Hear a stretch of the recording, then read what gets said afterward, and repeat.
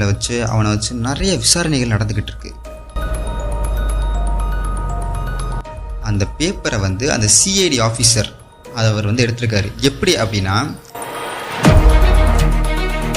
Loan எடுத்தாங்கன்னு சொல்லியிருந்தாங்கல்ல, அந்த கிராம மக்களை பார்க்கறதுக்கு ஃபாஸ்ட்டாக போயிடுறாரு.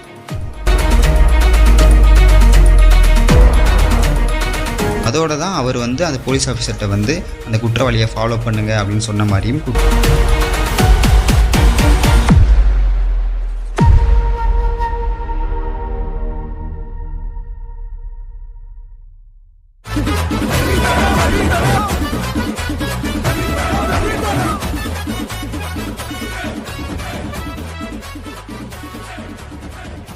இப்போ அந்த குற்றவாளியை கூட்டிகிட்டு போலீஸ் ஸ்டேஷன் போகிறாங்க. ஸோ அந்த போலீஸ் ஸ்டேஷனில் வச்சு அவனை வச்சு நிறைய விசாரணைகள் நடந்துக்கிட்டு இருக்கு. ஸோ அதில் எந்த விசாரணை போயிட்டுருக்கு அப்படின்னா, அந்த போலீஸ் ஆஃபீஸர் அந்த குற்றவாளியை பார்த்து ஒரு விஷயம் கேட்குறாரு. அது என்ன விஷயம் அப்படின்னா, நீ தான் இந்த குற்றத்துக்கு எல்லாத்துக்கும் ஒரு உறுதுணையாக இருந்திருக்க, நீயும் இந்த குற்றவாளிகளில் ஒரு ஆள் தான். ஸோ இந்த குற்றத்தை பற்றி நீயா சொல்லிட்ட அப்படின்னா உனக்கு நல்லது, உனக்கு குறைஞ்சபட்ச தண்டனைகள் கிடைக்கும் அப்படின்னு சொன்ன உடனே இந்த குற்றவாளி என்ன சொல்கிறான் அப்படின்னா, எதை வச்சு நீங்கள் என்னை வந்து ஒரு குற்றவாளி, இந்த கேஸில் நானும் ஈடுபட்டிருக்கேன் அப்படின்னு சொல்கிறீங்க அப்படின்னு கேட்கும்போது, அந்த போலீஸ் ஆஃபீஸர் அவன் கிழிச்சு போட்டான்ல டஸ்ட்பினில், அந்த கிழிச்சு போட்ட அந்த ஃபார்மை கையில் வச்சு எடுத்து அந்த டேபிளை வச்சு அதை ஒவ்வொன்றா சேர்க்குறாரு. அந்த கிழிஞ்ச எல்லாத்தையுமே வந்து ஒவ்வொன்றா சேர்த்து அதில் ஒரு சைன் இருக்குது, அந்த சைனை வந்து குத்தி காட்டுறாரு. இதனால தான் நாங்கள் உன்னை குற்றவாளின்னு சந்தேகப்படுறோம் அப்படின்னு இந்த சைனை வச்சு குத்தி காட்டி அவர் சொல்கிறாரு. ஸோ இவனுக்கு வந்து ரொம்ப சந்தேகமாக போயிடுச்சு. நீங்கள் என்ன சொல்கிறீங்க அப்படின்னு சொல்லி கேட்கும்போது, அந்த குற்றவாளி வந்து அந்த போலீஸாரை பற்றி கேட்கும்போது, அந்த போலீஸ் ஆஃபீஸர் வந்து ஒரு விஷயத்த சொல்கிறாரு. ஒரு ஃப்ளாஷ்பேக் உள்ள போகிறாரு.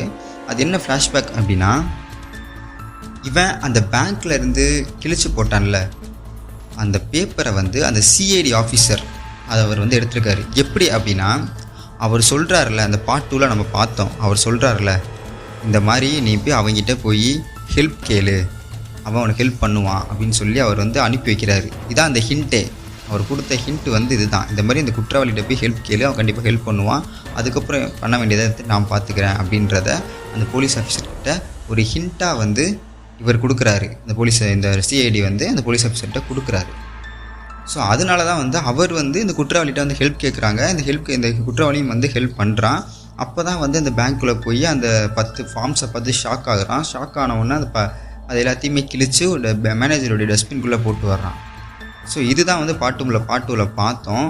ஸோ இப்போது அந்த போலீஸ் ஆஃபீஸர் இந்த குற்றவாளிகிட்ட ஹெல்ப் கேட்டதுலேருந்து அந்த டஸ்ட்பினில் கிழிச்சு போகிற வரைக்கும் மறைமுகமாக அந்த சிஐடி வந்து அவங்கள ஃபாலோ பண்ணிகிட்டு இருந்திருக்காரு.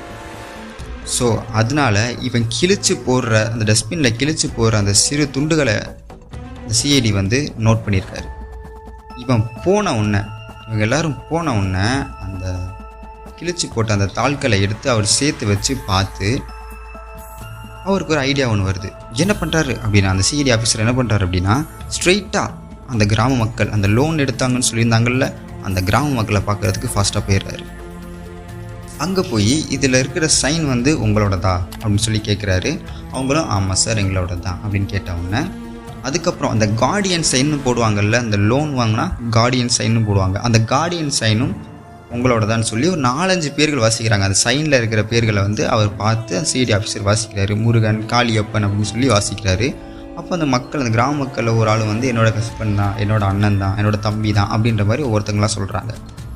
ஸோ இப்போ இவங்க எல்லாருமே வந்து இதில் சைன் போட்டாங்களா அப்படின்னு கேட்கும்போது, இல்லை நாங்கள் மட்டும் தான் சைன் போட்டோம், என்னுடைய ஹஸ்பண்டோ என்னுடைய அண்ணனோ யாருமே போடலை அப்படின்னு சொல்லும்போது இவருக்கு ஒரு தெளிவான ஒரு மைண்ட் செட் வந்து கிடச்சிருச்சு. ஸோ அப்படின்னா இவங்க தான் வந்து ஏதோ ஒரு ஃப்ராட் வேலை பண்ணி இந்த மாதிரியான விஷயங்கள் பண்ணியிருக்காங்க அப்படின்ற மாதிரி இந்த சிஐடி ஆஃபீஸருக்கு தெளிவான மைண்ட் செட் கிடச்சிருச்சு.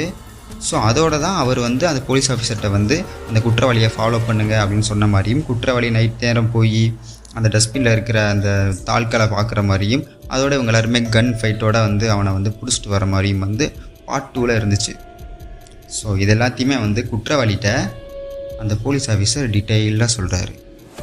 இப்போது அந்த குற்றவாளிக்கு ஒரு மிகப்பெரிய ஷாக் ஆகிடுச்சு, அதிர்ச்சி ஆகிடுச்சு. நம்ம கையும் கழுவுமா மாட்டிக்கிட்டோம், இனிமே வந்து நம்ம வந்து உண்மையை சொல்லலை அப்படின்னா கண்டிப்பாக நம்மளுக்கு மிகப்பெரிய தண்டனைகள் கிடைக்கும் அப்படின்னு சொல்லி அவனுக்கு வந்து ஒரு மைண்ட் செட் வந்துருச்சு.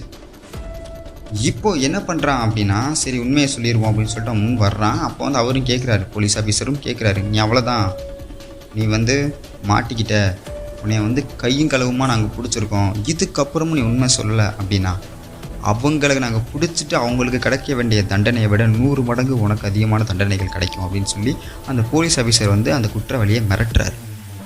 ஸோ இவனும் பயந்து உண்மையை சொல்லிடுவோன்னு சொல்லி உண்மையை சொல்கிறதுக்காக முன் வர்றான்.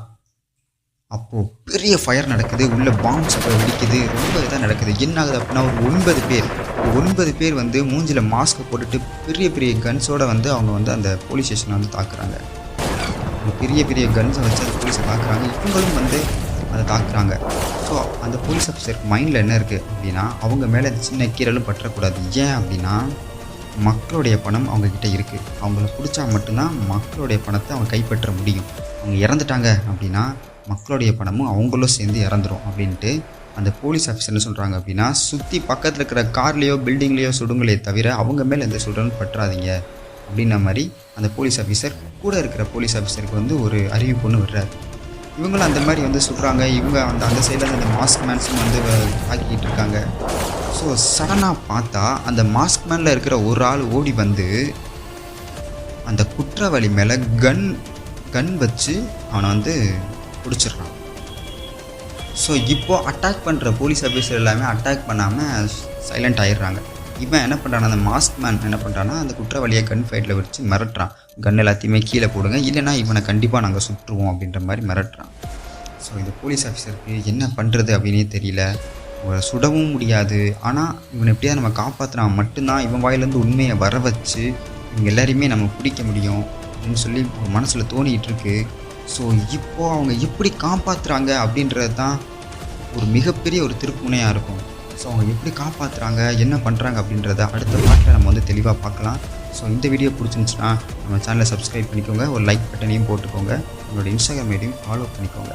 ஸோ அடுத்த வீடியோவில் பார்க்கும் வரை தேங்க்யூ.